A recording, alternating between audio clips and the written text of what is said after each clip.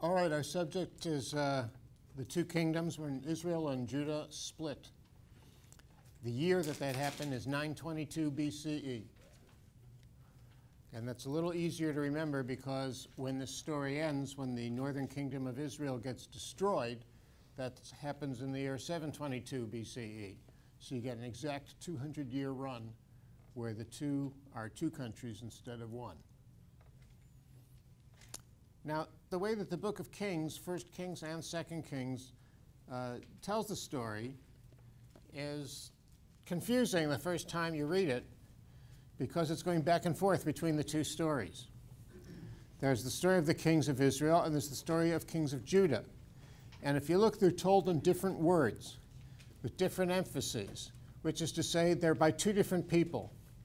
It's as if somebody wanted to write a history of France and Germany, so they took a history of France, and then they took a history of Germany, and they cut them in between each other constantly, so that when you got, like 9th century France, you got something happening in 9th century Germany, and when you're in 12th century France, you got 12th century Germany, but they're cut in between. And they do that so you'll have a continuous chronological account rather than a full history of France and then a separate full history of Germany, and you have to keep making the connections in your own minds. So our historian, who gave us the book of 1st and 2nd Kings, chose the work, apparently, of two earlier historians and made them go in between. It doesn't work too badly, actually. But what happens is when you get an overlap, so it'll say, when King so-and-so was the king of Israel, and he ruled 26 years. And it'll tell you the things that happened in 26 years. And then it'll go on, and so he died, and he was good in the eyes of Yahweh, or he was bad in the eyes of Yahweh, and then the next one was the king. But instead of then going to the next one, it'll say, now meanwhile, when so-and-so was the king of Judah, he came to the throne in the 13th year of that king over there in king of Israel. And he ruled X number of years, say 30 years, so now he's gone overlapping the end of this guy's reign over here. And then when he dies, he'll say, and he was good in the eyes of Yahweh, or bad in the eyes of Yahweh, and after him he was succeeded by his son, Jones. That was a very common name of kings in ancient Judah. And they say, meanwhile, in the 4th year of that guy, this guy, and so it keeps cutting back and forth between the kings of Israel and the kings of Judah. So follow those that way as you read it, and we'll do it the opposite way when I do it here in lecture. We'll spend today just on the kings of Israel. We'll spend next time just on the kings of Judah, and I'll separate them out again. That way you get it both ways. One way or the other, you'll put it all together. Also, look, you have a 200-year reign of kings of Israel and a longer period of reigns of kings of Judah. So between the two, you're looking at a lot of kings here. You're not required as students to memorize every one of these kings and who was his father and what did he do and how many years did he reign. What I'm going to do is pick out a few of the most important ones of Israel, the most important ones of Judah, and assemble that, and I'll rip through most of the others. Now, that means I'm making decisions about which ones I think are the most important. For the most part, my decisions are the same as pretty much everybody's. I mean, it's obvious that, King Hezekiah, you'll see, is very, very important, or King Ahab, Gregory Peck, is very important. But in a certain sense, that's all of history writing. History writing is making choices. Nobody can tell it all of any area of world history. And so you make choices of what you leave in and what you leave out. If you told Abraham Lincoln, you'd kind of want to have the Civil War in there and not leave it out. I'm sorry, the War of Northern Aggression. I have become a true Georgian since I've moved here. I've learned to pronounce grits as a 2-syllable word. And a friend of mine at dinner the other day said he was fixin' to do something. I have friends who say fixin'. I have a wife who says y'all. I like Georgia. Go Dogs. So where we left off was Jeroboam is the king of Israel, Rehoboam, son of Solomon, grandson of David, is the king of Judah. Things are starting to change already. You'll see, though we're doing Israel today, I'll just start with Rehoboam as king of Judah. It says that during his reign, a pharaoh of Egypt named Shishak raids the temple in Jerusalem. He actually comes and attacks Jerusalem, makes it, and takes away some of the temple treasures of Jerusalem. So that's a pharaoh named Shishak. Now, there is no pharaoh named Shishak during this period in Egypt. However, there is a pharaoh, that's a Q, who's usually in English pronounced as Sheshonq in this very period, who does refer to going to Judah and making an attack there. So this is one of those where you get Sheshonq at just the right time. I remember there was a session of the Society of Biblical Literature. That's the big conference that between 7,000 and 10,000 Bible and religion and archaeology and Hebrew scholars attend this every year. And at one of the big sessions of that, one of the biblical scholars who denies most of biblical history as being accurate, the period of the history of the kings, he was asked a question by Professor Max Miller, who used to be a major biblical historian who was at Emory. And Miller said to him, if the whole thing is made up, how did the Bible get Shishak in the right time and pew, he said. And the respondent, who was Professor John Van Cedars, said, I wish I knew. Somehow, I wish I knew didn't seem to me, call me prejudiced, to be an adequate answer to that question.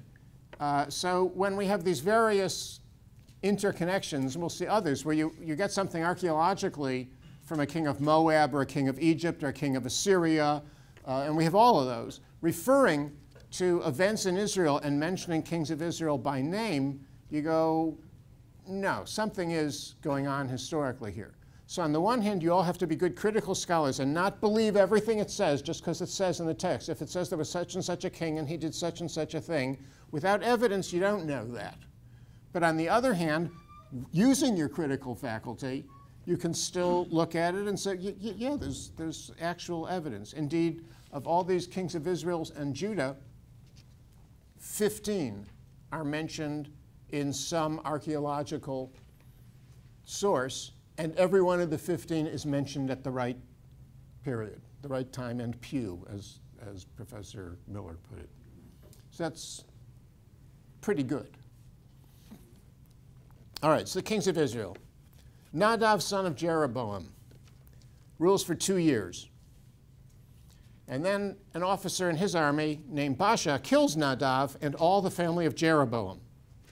And this fulfills the prophecy, it turns out, of that guy Ahijah of Shiloh, the prophet who had encouraged Jeroboam to become king, but then he rejected Jeroboam as king when Jeroboam set up his religion there. Now, what's that all about? Jeroboam, it says, first of all, doesn't pick the old priesthood of Shiloh as his priests. It says he would make anyone who would fill his hand a priest. Now, before you jump to the conclusion that means political payoffs or monetary payoffs, the expression to fill your hand to be a priest is a term used elsewhere in the Bible, meaning to volunteer to do it. It does not necessarily mean he was selling places in the priesthood. But what it does mean is he wasn't picking Levites. He wasn't picking either the Aaronite priesthood or the Mushite or Shilonite or whatever priesthood. He was, you want to be a priest? I'll make you a priest. And so it was either, people he liked politically or, his cousin or whoever. It's not, all we know is that it was guys.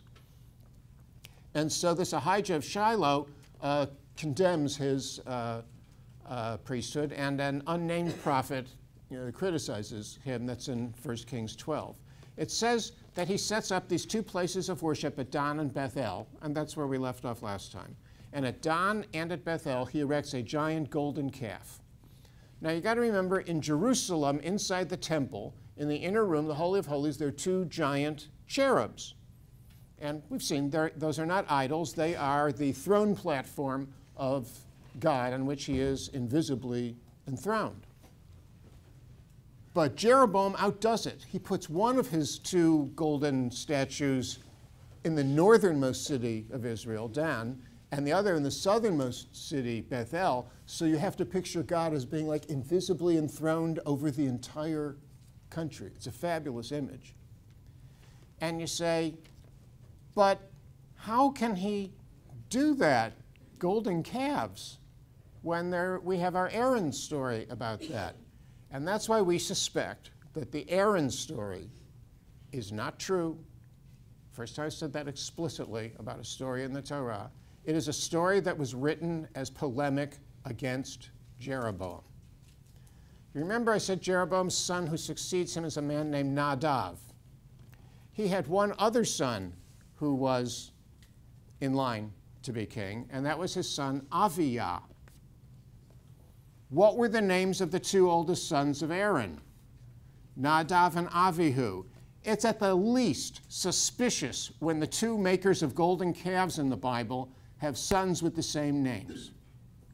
And when Jeroboam puts up his golden calves, he says, "Here are your gods, O Israel, which brought you out of the land of Egypt," which is the words that are ascribed to the people when Aaron makes the golden calf back in Exodus. And remember, when I lectured on that, I listed like 4 or 5 curious, enigmas in that story. And one of them was, why did they say, "These are your gods," when there's only one golden calf there? But it's the words of Jeroboam, who's got 2 golden calves.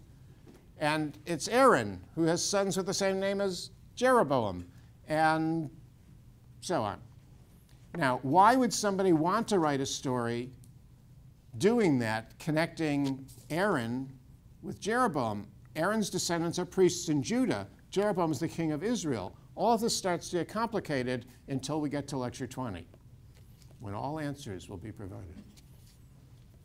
So now we have this Nadav, son of Jeroboam, as the king.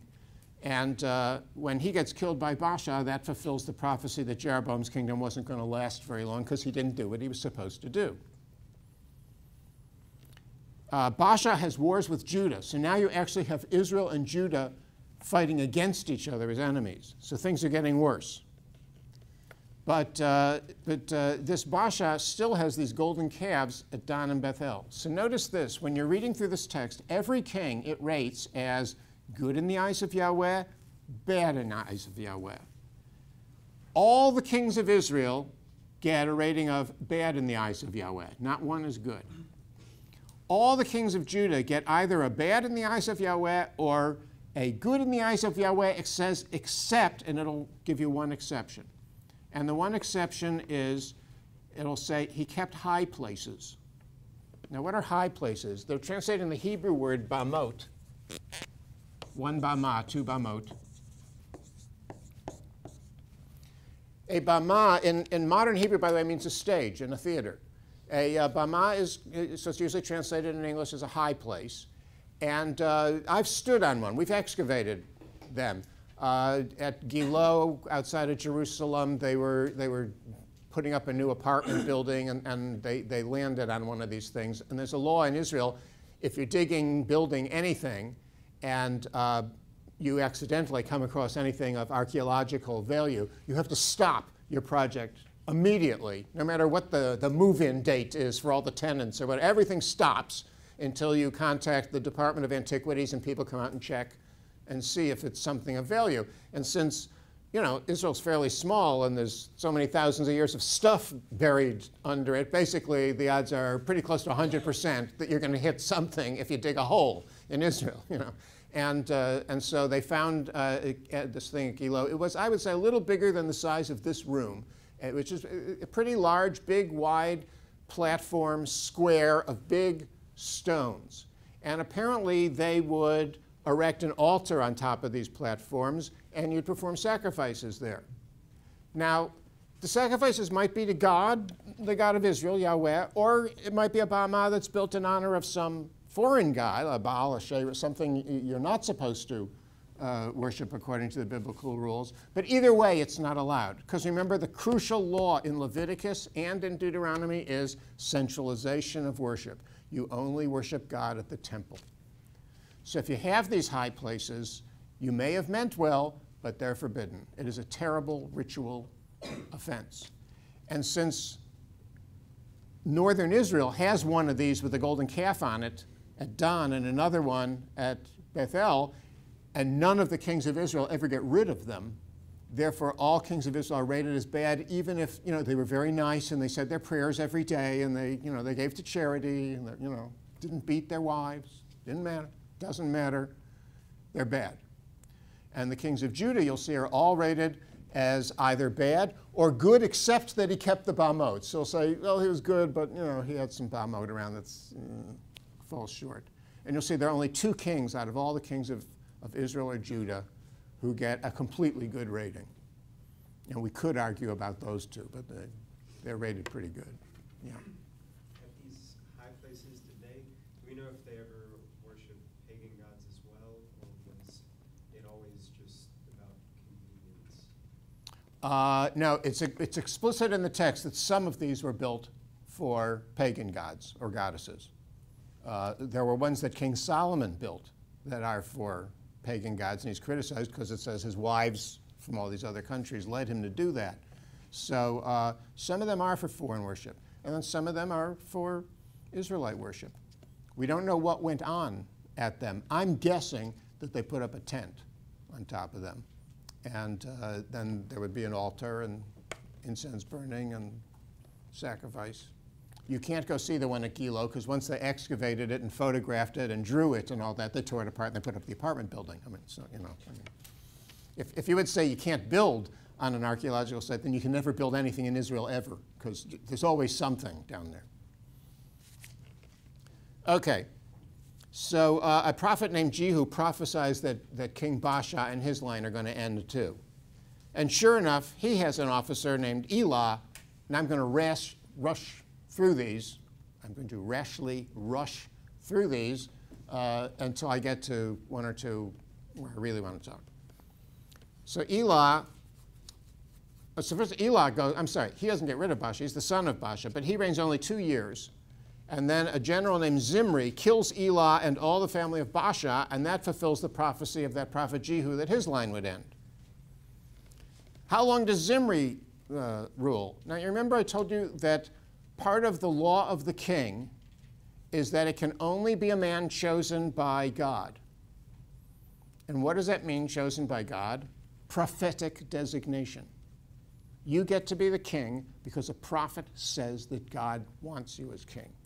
If you make yourself king just because you're the general of the army and you beat the last guy, and you don't have a prophet saying, God told me that this is the guy we want, then, as in the case of Zimri, it says he reigned 7 days. He gets replaced by a general named Omri. He besieges Zimri, and Zimri, realizing that he's defeated, commits suicide. He burns the palace and down on himself. Now, remember the capital of northern Israel.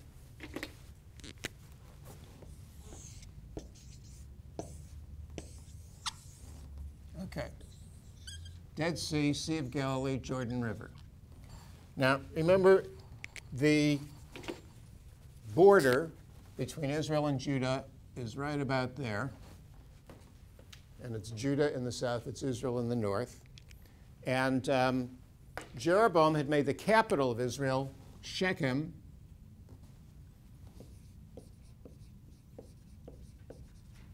Which had a history of having been conquered by the Israelites many centuries earlier over the matter of Dinah, where her brothers massacred the town of Shechem.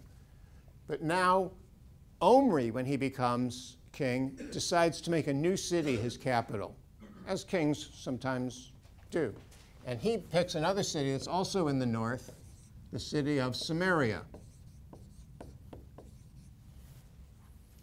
So Samaria becomes the capital of Israel. Jerusalem down here continues to be the capital of Judah.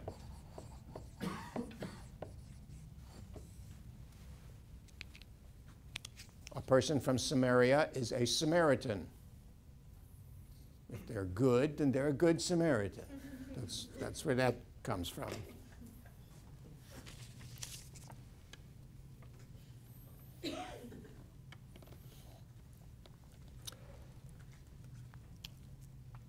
Omri continues Israel's domination of Moab.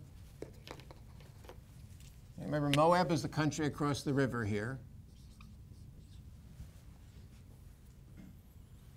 Remember, there was Aram up here, what is today Syria, which David is reported to have conquered and Solomon is reported to have lost.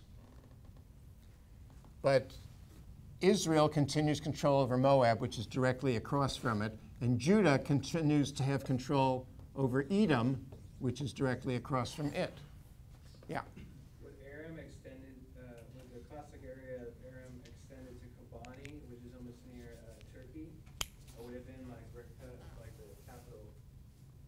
Would Aram have been as big as the modern day Syria? It doesn't go that far north. It can't, sorry? It doesn't go that far. It doesn't go as far north as Syria does today, yeah. But, so it would be smaller, but it's still sizable. Aram is the real thing. And its capital is Damascus, just as present-day Syria's is. Damascus is, what is it, one of the oldest cities in the world? I think Jericho is Jericho still called the oldest? Jericho's so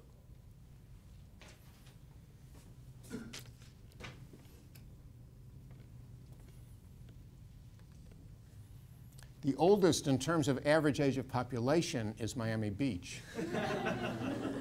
Palm Springs. Where I come from, Palm Springs, no, you can't beat Miami Beach. I'm sorry. We have certain pride. In Miami Beach, we have what are known as cotton heads. Those are, when you're driving along, you see these little old people, usually in big Cadillacs, where all you can see is like the top of their head, which is like white, and they're called the cotton heads in Miami Beach. Miami Beach, where old retired people go to visit their parents. Miami Beach, God's waiting room. So, Omri builds Samaria and continues to make Israel a strong kingdom. There isn't that much about Omri in terms of stories about him, but in terms of his importance as a king in establishing Samaria and ruling the region, he's actually quite important historically. So you have to understand that every historian makes selections of what's important. Our historian is more interested in the king who comes after Omri, Omri's son, King Ahab, because it is in Ahab's reign that everything hits the fan religiously. Tremendous events happen, and our historian is both interested in political and economic history, because that stuff is in there too, but he's also a person who's telling a story of history in terms of the religion of Israel. So let's talk about Ahab, who becomes the king. Ahab, like David, like Solomon, has a political marriage. Presumably his father Omri arranged for him to marry the princess of the Phoenicians. Now you remember, Phoenicia was up here, what is today Lebanon. And the princess of Tyre, the great Phoenician city, which is to this day an important city of Lebanon. The princess of Tyre is a woman named Jezebel. Betty Davis.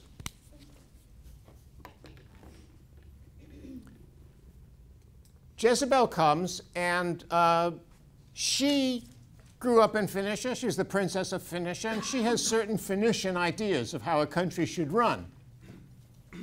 And she introduces, it says, worship of Baal and Asherah. Now, let's get this cleared up for whenever it's going to come up from now on. Baal, I've told you, is not the name of a god. Baal just means Lord. And when it's referred to in the text in the Hebrew, it's always Ha-Baal, the Baal in Hebrew, with a definite article in front of it. It's not his name, it's what he does for a living. He's the Lord. And the same goes for Asherah. In the text, it commonly makes this not a goddess named Asherah, but it says Ha-Asherah, the Asherah. Now, this is confusing because almost every book you'll read about ancient Israel will tell you the opposite of what I just told you. They will write Asherah with a capital A, and they will say that this is the name of a major Canaanite and Phoenician, ancient Near Eastern goddess. And then the curious result of that is, it is a common point that people make when they say, isn't it interesting there's no word for goddess in biblical Hebrew? Now, those are both wrong. There is a word for goddess in biblical Hebrew, and it's Asherah. A goddess is an Asherah, and a god is a Baal. And then they have different names. There's Baal Hadad and various other, means Lord, and then his name after it. And the Asherah, the main goddesses of the ancient Near East, there's Anat and Ishtar and Ashtoreth. Those are their names. But what they are for a living is they're an Asherah. So the Phoenician princess Jezebel introduces Baal and Asherah worship, and her husband Ahab goes along with it, and that's a really bad idea in the Bible.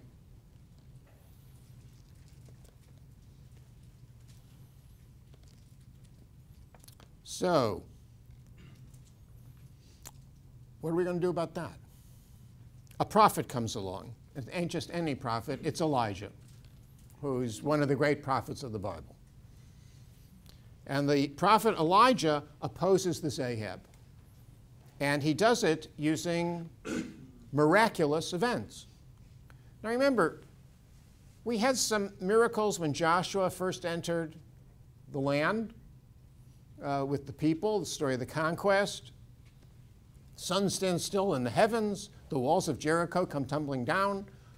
A lot of the stuff that had happened even in the time of Moses happens in Joshua. You could argue Joshua is greater because when Joshua says that the sun should stop in the heavens, outside of the issue that apparently means the author thought the sun goes around the earth, but let's let that one go for a moment. When he says the sun should stop in the heavens and the moon, and then it really happens, that's the first time in the Bible you've had where a man picks his own miracle and it happens. And you're not talking like a minor miracle, you're talking about the movement of the heavens. And even Moses never did that. When Moses even changed a miracle when he hit the rock and didn't speak to it, that was a big deal and he got in trouble. It's like the big sin of his life. Joshua actually makes the next step, and it says God follows that. So again, follow this transition in the control of miracles and appearances of God and so on. Elijah will have more control over miracles than anybody before him, even Moses, even Joshua. There's smaller miracles. He doesn't split the sea. He splits a river, so we'll give him that.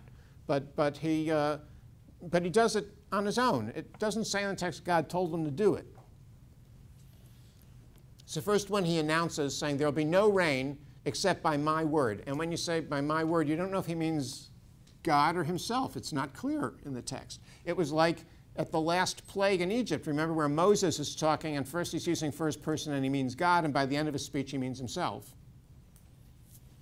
So there's very little food. There's famine in Israel, but Elijah has food because these ravens fly over and bring him food. Why you'd want to eat food that's been inside the beak of a raven, but well, I guess things are pretty bad.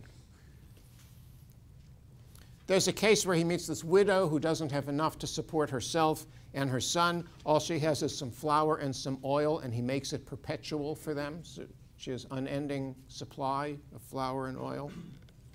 And then his big miracle takes place on Mount Carmel. Carmel is up here right on the coast in the northwest. It is what is today the city of Haifa. And if you go to Haifa today, right in the middle of the city, there is Mount Carmel. And you can go to this place. It's called the Muhraka, and it's the spot where it is claimed that the story we're about to hear took place. Strangely, it's not a big tourist site, the Muhraka. It's not a Jewish tourists almost never go there, which is very strange to me, because you're going to see this is not a minor miracle. It's one of the great moments of the Bible. Busloads of Christian tourists often go to the Muhraka. And it could be because there's a Christian, not a monastery, but a church, I think it's a church, is built. I've been in it, I don't remember. It's there. But for whatever reason, it's a curious thing, and I can't quite explain why this isn't, like to everybody, a very exciting spot. Because I would say it is the most significant, miraculous spot after Sinai. And it's right there in the country, and it's real easy to get to. You know, you just get a taxi and go up Mount Carmel. Mount Carmel is one of the most stunningly beautiful places in the world. You go up to the top of Mount Carmel, and you can look out and see the Mediterranean Sea this way, and you turn around the other way, and you see northern Israel the other way. It is really something quite extraordinary to see. And so it's not a surprise that this big event would take place there. Today there's a gold-domed religious site there. It is not a mosque, it is a Baha'i temple, and it is the center of the Baha'i religion. And it is the Baha'is will give you a tour of these remarkably beautiful gardens and their gold-domed place of religion there. And everybody leaves out the Baha'is. Oh, they say, oh, Israel, Judaism's there, Christianity's there, Islam there, everybody cares about Islam. And you go, don't leave out the poor Baha'i. Okay, so they're a smaller religion, it's true. They are much smaller. But the center of the Baha'i religion is Mount Carmel in Israel, even though it turns out there aren't that many Baha'i living in Israel. But their center is there. There are actually more Baha'i living in the United States than there are in Israel. But until 5 years ago, there were more Jews living in the United States than there were in Israel. But that's changed now. Israel passed the US by a few about 5 years ago. So they go to Mount Carmel, and there's been no rain or anything, so Elijah is pretty strong in this. So he says to King Ahab, I want you to bring all of Israel to Mount Carmel. So it says they're all there. Now, if that's correct, I mean, that is the first claim in the text that all of Israel was present since Sinai and Joshua days. So it's a big event. And whatever miracle is about to take place, there would be the first miracle to take place in a public way. So when I teach about miracle in the Bible, I distinguish between public miracle and personal miracles. Public miracles are those big saving ones that save, like splitting the Red Sea, the plagues in Egypt, you know, the flood. Those are public miracles. You got lots of witnesses, and a lot of people benefit or get hurt by it. A personal miracle are these ones where you hear Elijah makes the oil and the flour perpetual for the widow, which is not seen by as many people, and it's a personal thing to help this one woman. And you'll see the ultimate personal miracles will come like right after Elijah and his successor Elisha. So something is changing, but in terms of public miracles, this one at Carmel is the culmination of the whole Bible thus far. It says that they build 2 altars, one for Yahweh and one for the Baal. And they put an ox prepared on each altar. And the way Elijah sets up the deal is he says, the God who's really God has to provide the fire for the sacrifice. Now, this should be no trick for Baal, because remember, Baal is the storm wind. So, you know, lightning bolts are his cup of tea. He'll just zap the altar and he'll win. So it's Elijah saying, we'll play ball on your field. It says there are present 450 prophets of Baal and 400 prophets of the Asherah. And it says the prophets of Baal start praying fervently to their God and give us fire, make this win, because Elijah has set it up with the following words. He says, if Yahweh is God, follow him. If Baal is God, follow him. Now that is a very monotheistic setup there. For all we know, the majority of the Israelites would have said, we'll follow both. But he's not allowing for that. He's forcing a choice as to which one really is God, not who's a greater God. He doesn't set it up that way. But he says, if Yahweh is God, follow him. If Baal is God, follow him. And they're praying fervently. Nothing's working. So they start cutting themselves, it says, to show their fervent prayer to their God. And then you remember back in the Torah, there's a law that Israelites, Jews, are not allowed to cut themselves as part of worship. Yeah? So I think you just answered the question, but you're not allowed to kill yourself because of worship. when it gives that there, I mean, look, usually when you make a law, it's because people are out there doing it. If nobody ever ran a red light, there probably wouldn't be a law against running red lights. But so when you have that one there that says you shouldn't make a cut in yourself, there it says for the dead in mourning, you don't do it. It's presumably people had that custom, and people cut themselves to this day, and for an Israelite, it's forbidden. In life or after, by the way. Orthodox Jews don't approve of autopsies for that reason. Yeah. So with the setup between Yahweh and Baal. Does that not indicate like a name of Baal or like a specific god that all of these 450 prophets are? No, that was just the sloppy way that I said it in my talk. I should have said the Baal. So what is Elijah contrasting? So if that's just the Lord, couldn't they even ascribe Baal to Right. Yahweh? There is going to be one of the Baals, the Baalim, is going to be named in a few minutes, and when I get to him, I will give that one's name, but I'm deliberately holding it back.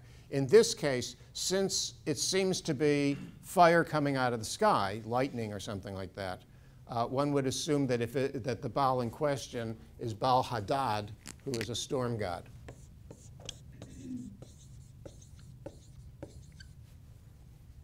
So I'm guessing that the Baal in question here is Hadad, but it doesn't name which Baal it is. And this happens other times in the Bible too, where it treats it, where it'll just say the Baal, and you're supposed to know which one that is. So there probably was a chief one. It's hard to say, because the chief god of the Canaanites is El. So when it says the Baal, it would be referring to El. So this can get really complex, and that's one of the reasons we went for monotheism. It was easier. You don't have to keep track of as many. There was a story, the Canaanite priest who falls off a cliff, and as he's falling through the air, he says, "Oh, Baal, save me! Baal, save me!" And a hand reaches out of the sky and grabs him by his collar and says, "Baal Hadad or Baal Hamon?" He goes, "Hadad." So it's an anti-pagan religion joke. You know, it's a very monotheistic joke. So it says in the story that Elijah mocks them. Now there is humor in the Old Testament, and that's striking. People have noted that there is more humor in the Old Testament than in the New Testament. There are better jokes about the New Testament than there are about the Old Testament. I know much better Jesus jokes than the Moses jokes I know. I mean, that's just a fact. But I suspect that those are related facts.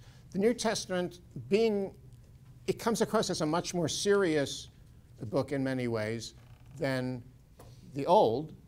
We could argue that, but there are fewer scenes that are played for comedy, let us say, in the New Testament than in the Old. And it is precisely things that are taken seriously that we tend more likely to joke about. So here you have a scene in the Hebrew Bible where it says explicitly, Elijah made fun of the Baal prophets. They keep trying, and they go, "Oh God, oh Baal," and nothing's happening. So Elijah says to them, "Call louder, because maybe he's asleep. Or maybe he's having," and the words, and then it's like a play, it's a pun in Hebrew, or alliteration. He says, maybe he's having a chat or a chase, meaning he's, kidding around, playing poker with the other gods, or maybe having a chase, meaning chasing girls. And he says, or maybe he has the way, which means it's a euphemism, obviously, for euphemism of something, but it means presumably either he's having sex or he's in the bathroom. It's probably a euphemism for he's in the bathroom. So that's why he doesn't hear your prayers. So finally they sit down, they lose, and Elijah gets up and he makes a quiet prayer to God, and it says he takes these buckets of water, and they pour it all over his sacrifice just to show. It's like a magician going, "See, nothing up my sleeve," And you and I know there's oil in the water, but okay. Anyway, I made that up. So but he is a guy who can produce oil, Unfortunately, nobody in Israel can do that anymore, but in those days. the only country in the Middle East with no oil, you know. And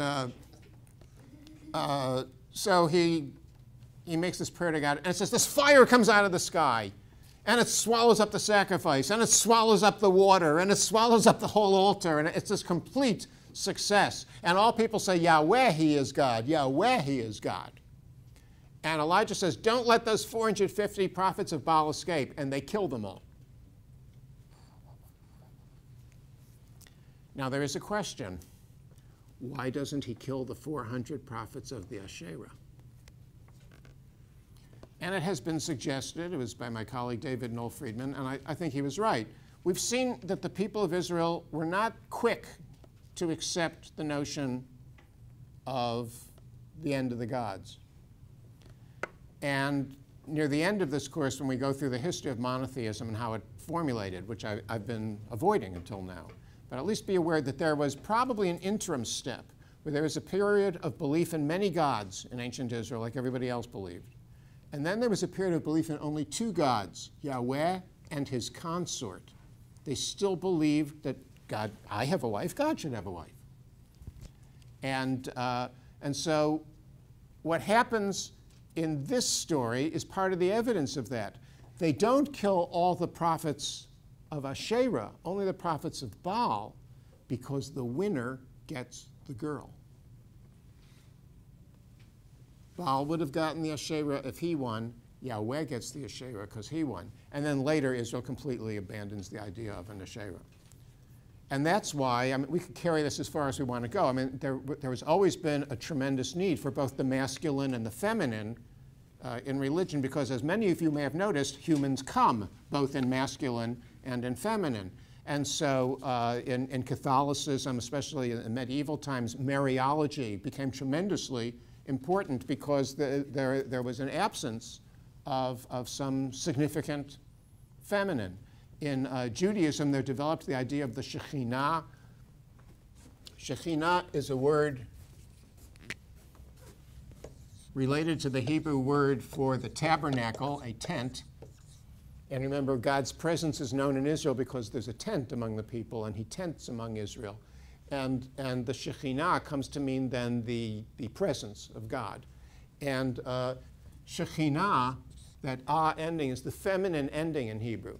So especially now in 20th and 21st century Judaism, the Shekhinah has really come back in a big way. It started, interestingly, coming back in Jewish mysticism, Kabbalah, in the medieval world, right around the same time the Catholics were elevating the notion of Mariology, the veneration of Mary. And so that need was felt in both. The word Shekhinah never occurs in the Bible. There's no such concept in the Bible. But because it was a word with a feminine ending, it's come to have a sense as the feminine presence of God, and is almost like a thing itself, like an angel is, on the one hand just an expression of God, and on the other hand kind of a thing that you could see independently. And I'm guessing that that's because once you got rid of the goddess, you needed something. Some of the prophets, especially starting with Hosea, start to refer to Israel itself as the wife of God. But there is this notion that there's got to be a masculine and feminine balance to the universe, not just, in your house. Yeah. The same kind of caution when moving into direct monotheism, is that kind of also the reason that the kings of Judah don't take down the high places, is because of political upheaval that has happened? I think, yeah, part of the retaining of the high places is explicitly to Asherim, to feminine goddesses, and but some of them were to males also. So. Well, I'm saying more in the fact that they're being a little cautious instead of just moving tally-ho straight into ultra radical monotheism. They're kind of gradually doing it because not everyone is necessarily just venerating. Oh. I think you're right, but I don't, if all of you didn't hear that, the idea that instead of just going, well, we were polytheists yesterday, good morning, everybody, today we're monotheists, that they would naturally make a transition. Is that the idea? And yeah, but I don't think it would be so conscious as a meeting of the priests saying, okay, now how are we going to do this? if we put it all on them by tomorrow, it's never going to work. So let's get down to 5, you know. And then, you know, in 6 years, we'll get it down to 2. And then, boom, 1. You know, it's more like just the natural process of how humans move from one entire religious ideology to another. And for most of human history, when there's an attempt to make a dramatic change, you know, heads fall. I mean, you picture, you know, Protestantism starting the minute that Martin Luther nails those things up on the door. It didn't happen like that. And if you don't believe me, ask Jan Hus, who tried it before Martin Luther. Of course, you can't ask Jan Hus because they burnt him at the stake for having those sorts of views. And that's why very few people have heard of Jan Hus, but people have heard of Martin Luther. In America, everybody thinks Martin Luther was a civil rights leader. That was Martin Luther King. That was a different. Who wasn't a Lutheran, who was a Baptist. It's really interesting. You know. All right, so that duel takes place, and I spent a lot of time on it, more on that than on, you know, all the kings who came before it, because that's a turning point event. If you distinguish between public miracles, like splitting of the sea, and personal miracles, like helping a widow have enough food, that is the last public miracle in the Bible. There will never be a miracle story where in it it says like all of Israel, or even a tremendous percentage of Israel, are present to see it. And it won't be the kind of miracle that's sort of like a history-changing miracle like this one. That's the last one. Now, you remember I told you the last appearance of God in the Bible was to whom? Solomon. The last time there was the cloud and the glory. Dedication of the temple by Solomon. Same period. You've got to watch for these things. Now you're having at Elijah the last public miracle. In short, all that stuff that we saw in the earlier books of the Bible, talking snakes and splitting seas, the stuff that was, you know, the stuff of Bible story, the stuff that the kids in Sunday school like, all the magic is going out. And things are changing where it is less grandiose miracles, and the miracles are more in the control of human beings. Now that is a tremendous transition. So just as we watched God getting more and more deeply involved and having all these ways of expressing the divine presence, now you're watching every one of those things go out of the story. And it's not because the Bible's near the end. There's still a lot of Bible left. So something's going on. The world is changing. All right, so then Elijah says to Ahab, you better get home fast because it's going to rain. And Ahab says, it hasn't rained for years. Elijah says, you better get home fast because it's going to rain. And they see a little cloud, it says the size of a man's fist on the horizon. And it gets bigger, and it starts pouring. And Ahab jumps in his chariot, and he's riding home in his chariot. And Elijah is running alongside the chariot, keeping up with the horses. So it's a big day for Elijah. You know, he wins.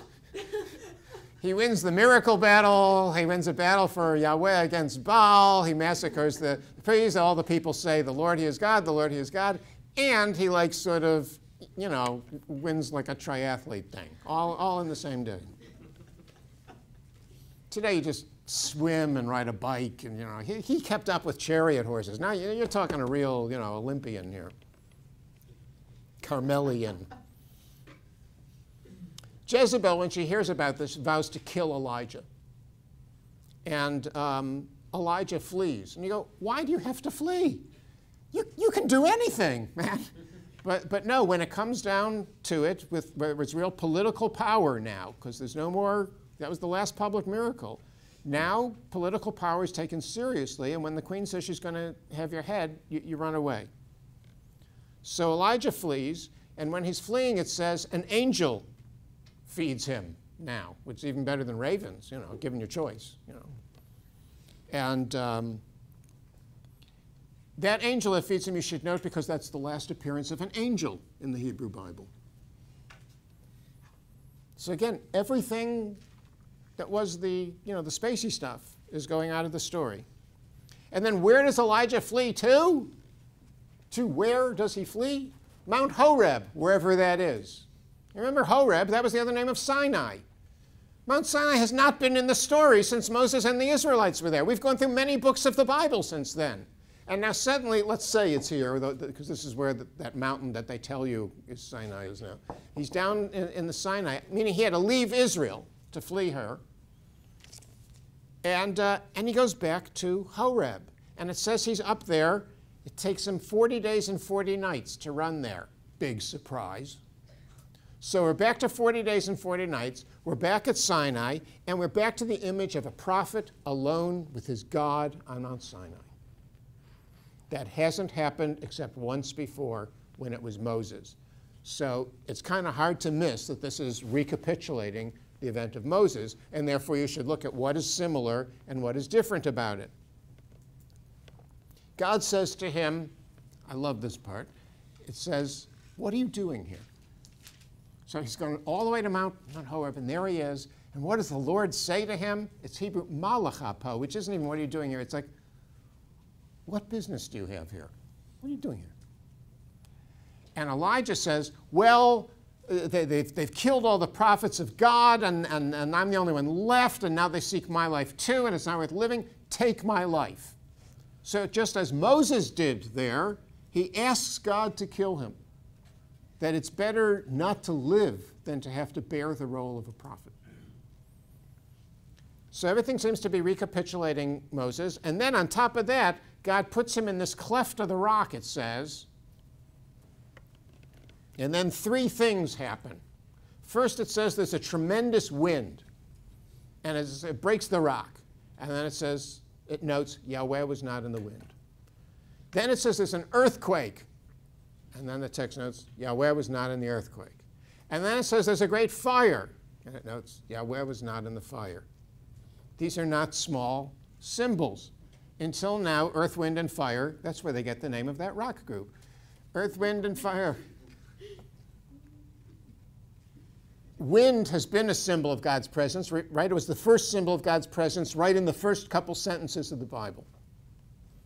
Earthquake you saw in the case of the rebellion against Moses in the wilderness with Dathan and Abiram. They go down in an earthquake. And fire, the burning bush, fire on top of Mount Sinai. I mean, fire you've had a lot of times. So these are three things that we know as reflections of the presence of God. And each one of the three happens, and the text goes out of its way to note, but actually Yahweh was not in that. And after that, it says what there was, and it's ever since the King James Bible, it's been translated in English as the still small voice. There have probably been more sermons on that than almost any other line in the Bible. Ministers, priests, rabbis, they love to tell people God is the still small voice. It's that voice inside you that says this and directs you and all. I'm sorry, that's not what those words mean. The words cannot mean still small voice. The Hebrew is kol dimama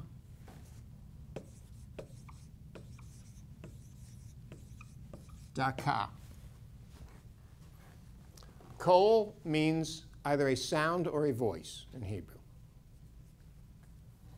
Dimama means hush, quiet.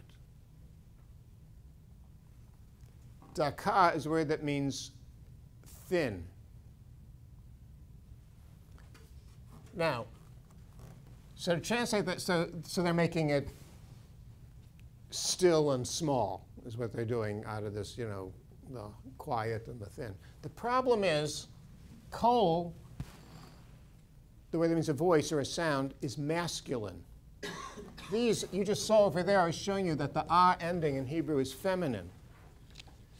Dimama and daka cannot be modifying the word kol. They are not describing what the sound is like. That's impossible Hebrew. Therefore, this has to be a noun, and this is its adjective. It is the sound of dimama daka, the sound of sheer silence. Hush. This 3,000 years before Simon and Garfunkel.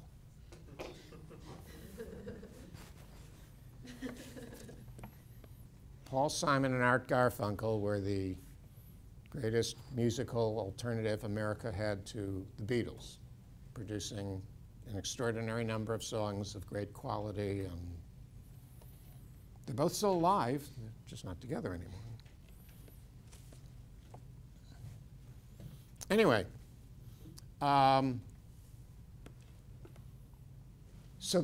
this is really more dramatic, I would say, than Still Small Voice. Elijah gets nothing. Where Moses got the most intense experience of God that anybody ever gets in the Bible, seeing God, Elijah gets, what are you doing here? And then after all these things happen, and it says God wasn't in it, what there is the sound of sheer hush. And then God speaks to Elijah again, and what does he say? What are you doing here? He repeats the exact words, Malachapo, to which Elijah responds, all your prophets have been killed, and I alone am left, and now I'm going to take my life too. He has apparently learned absolutely nothing from this lesson. He just repeats the same words, and God is going like, okay, look. And he gives Elijah 3 tasks to perform instead.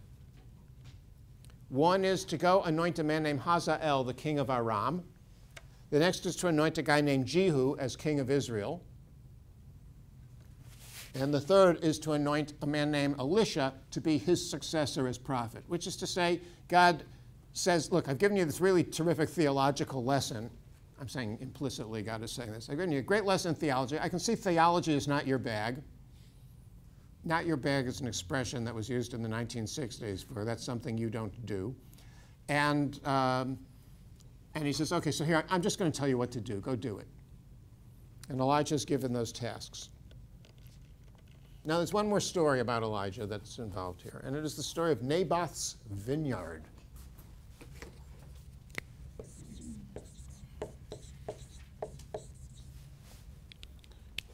This is a man, yeah. Do you think that this story is supposed to call to mind the story of Yahweh hiding Moses in the cleft of the rock and announcing his name? Absolutely, I don't doubt that for a second. If not, it's one heck of a coincidence. So it is precisely that you would have expected this to be the great recapitulation of the experience of Moses, and instead it's a complete non-recapitulation of the experience of Moses. He doesn't get what Moses got. Yeah. So, I mean, could the emphasis there be on the name of Yahweh, the compassionate and gracious God, and so forth? Do you think that could, I mean, that wasn't listed here, but do you think that for the reader that could be like the implicit, That's lesson, interesting. so to say? You'd have to guess that it's implicit in the head of the reader, though, because, as you say, it's not there.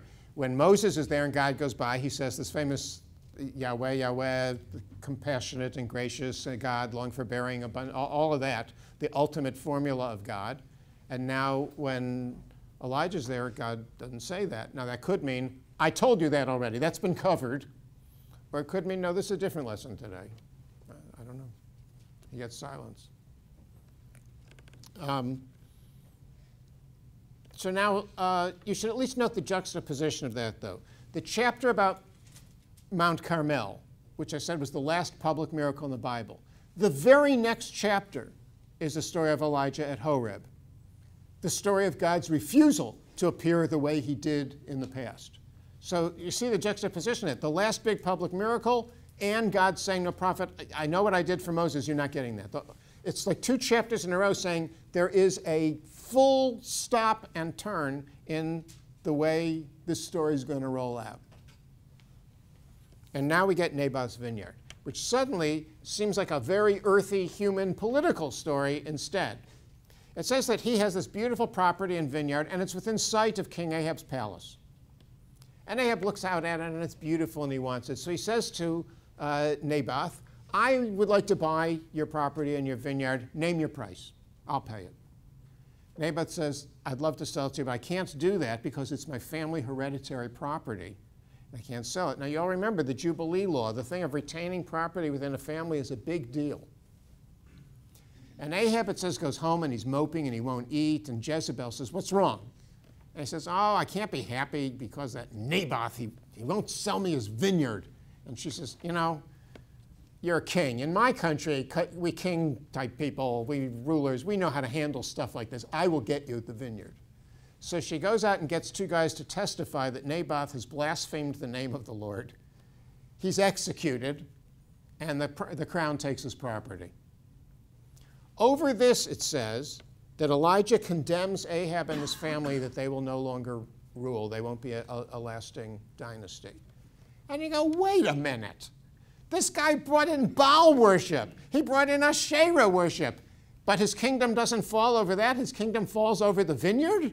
And you go, yes, because that was what the Jubilee law was all about. This was never supposed to happen, that all the power and wealth can be at the top and the king can rule everything. Everybody at the bottom serves the king. That's not supposed to happen in Israel. So what she has done is a much bigger offense than it might appear at the beginning. It's a terrible thing. Now, the interesting thing is the way everybody tells this story is that Ahab is a bit of a weakling and his wife Jezebel is the strong one. And I've told you about my colleague, David Noel Friedman, who could always sort of see the Bible differently. It's like if you open the page and everybody has been for 2,000 years reading it like this, and Noel will go, And he'll always put a new perspective on the text. So when I was married, Noel spoke at our wedding. And Noel wanted to give my bride and me a good example of a marriage. Ahab and Jezebel. He picks as a couple to give us as a lesson at our wedding. And he says, everybody reads that story and they assume it's that Ahab is the weakling and Jezebel is the strong one. He says that's exactly wrong. What does the text say? He comes home, he acts depressed, and he refuses to eat.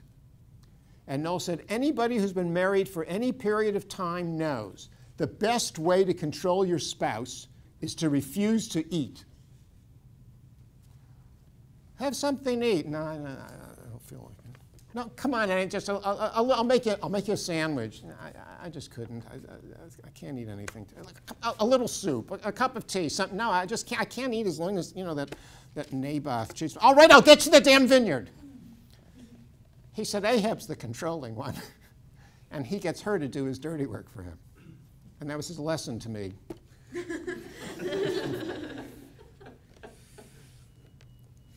We did have a good marriage for 20 years, so, Ahab then goes into some wars with Aram, and in his last battle it says he allies with a king named Jehoshaphat, who we'll come to when we go back around again through Judah, because he's the king of Judah. So now you have the king of Israel and the king of Judah going to war against the king of Aram.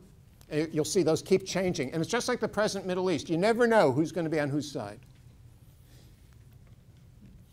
And in his last battle, he meets this prophet named Micaiah. And the king of Judah says, let's ask a prophet. And all the prophets say, oh, yeah, you're going to win. Don't worry, you're going to defeat Aram. And the king of Judah says, no, I want a real prophet of God here. And Ahab says, well, there's one more. There's this prophet Micaiah, but I don't like him because he always gives me bad prophecies. So they say, no, let's talk to him. So they bring Micaiah, and he says, okay, what's going to happen? Come on, tell me. What's going to happen in this battle? And Micaiah says, okay, you're going to win. And Ahab says, I told you. How many times do I have to tell you? I want you to tell me the truth. And Micaiah says, okay, you're going to lose. So you have to understand, it's very confusing to read because it's only like words on the page. You have to understand. He's apparently saying it the first time, like cynically. He says, oh, you want to hear you're going to win? Okay, you're going to win. He says, no, tell me the truth. This, okay, here's the truth. You're going to lose, you're going to die. And Ahab says, put this guy locked up back in Samaria, and I'll deal with him when I get back in peace. And Micaiah says, if you come back in peace, God hasn't spoken through me. Now that's confidence. That's my kind of prophet. And sure enough, he does not come back in peace, and that's the end of Ahab. He has a son named Ahaziah, English pronunciation. He rules only 2 years, and it says he gets injured, and he inquires of a god for how he'll do. And the god he inquires is a Baal, and it gives the name there. So now you get what I was talking about before. It says Baal Zevuv. Now, those are written with B's in English, but you pronounce it like the letter V, as in verisimilitude. And he inquires of Baal Zevuv. Now, there is no such god as Baal Zevuv in the ancient Near East.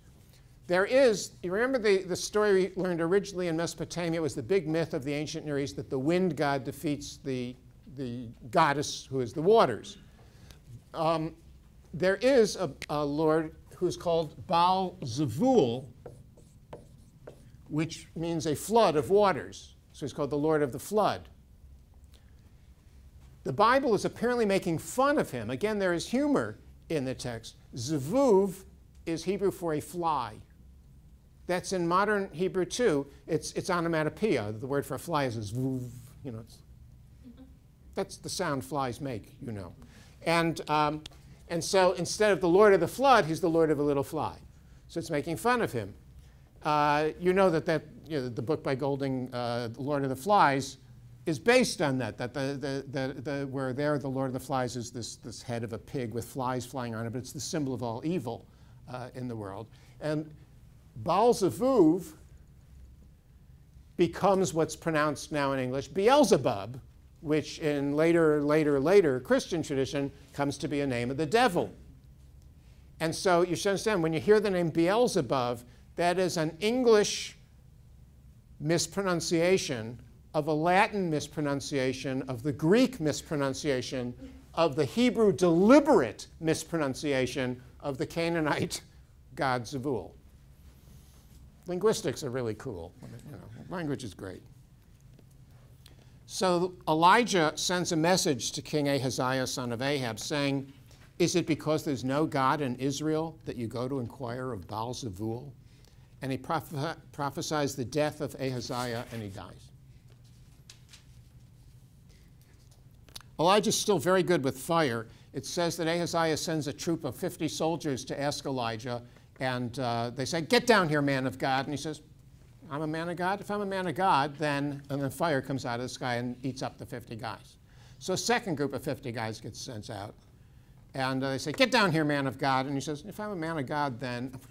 And they die. So then a third group of 50 come, and the officer says, "Please, wife and kids, you know, I'm a good guy. Don't kill me. Just come down." And Elijah goes, "Oh, okay." And he comes down, and then he gives this prophecy. So it was sort of like, well, why didn't you ask nicely? You know, I like to ask before I hit, you know. And he prophesies that Ahaziah will die, and he does. Now it's time for a successor, and his successor, who he was instructed by God, is the prophet Elisha. Some people pronounce it Elisha. I don't like that because then it's Elijah and Elisha, and they sound too similar. And in Hebrew, it's more obvious that their names are different. And the story is they need to talk privately to make this transition of authority. So they're over here on the west side of the Jordan River, and they want to go across to the east side of the Jordan River, so they'll be out of Israel and away from all of that. And there are all these other prophets following them, and Elijah and Elisha need to be alone for this. So Elijah takes off his cloak, and he hits the water, and the Jordan River splits, and they go through. Now, if you need it, you can't ask for a better example of personal miracle than that. The first splitting of water he had was the Red Sea for the Israelites to get away from Egypt. The second splitting of water was the Jordan River split. Remember when Joshua brought the Israelites into the land. Now you get the third story of water splitting, and it's because these two guys want a little privacy, so whoosh, you split the Jordan River. And they go across, and they're talking, and as they're talking, there's a whirlwind, and a chariot and horses pull up, and the chariot and horses are made out of fire, and Elijah goes up in the whirlwind, and as he's going, he takes his cloak and he throws it to Elisha. So now Elisha's got the cloak. Now from this, people get this as saying that Elijah is the man who never dies, and that's why people have always, there's been a tradition in Judaism and Christianity that Elijah is the one who will come back and announce the coming of the Messiah. And that's why in Christian tradition, some identify John the Baptist with Elijah. In medieval times, or the 16th century, when Kabbalah was developing, there was a Jew who claimed to be the Messiah, and more people followed him actually than of Jews than had followed Jesus in his day. And he was predicted by a man also dressed kind of wild, and sort of another John the Baptist, Elijah figure.